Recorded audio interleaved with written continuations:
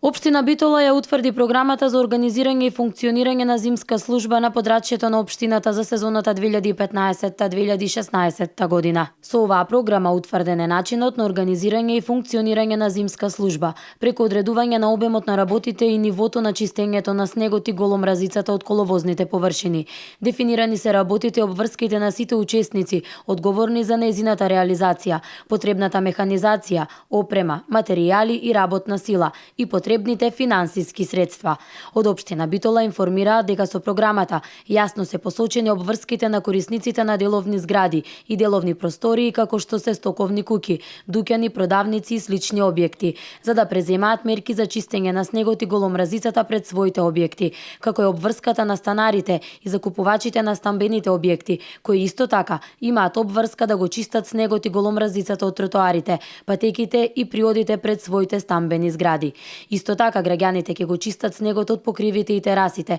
при што се води сметка за безбедноста на минувачите, на дворешните инсталации и сообраќајот, а исчистениот снег се собира пред зградите на начин што обезбедува непречен сообраќај, посочуваат од локалната самоуправа. Коловозните површини предвидени за оспособување во зимски услови на ниво на општина Битола изнесуваат околу 180 километри и нивното расчистување се одвива според приоритети, а чистењето на снегот и мразот од улиците во Старата Чаршија и Широк сокак во Битола ќе се врши и со задолжително отстранување на снегот и мразот. За реализација на програмата ќе бидат набавени 300 тони индустријска сол, 300 метри кубни песок ризла и 30 тони ладна асфалтна маса. Според првичните пресметки на општината за функционирање на зимската служба ќе бидат обезбедени околу 13,7 милиони денари.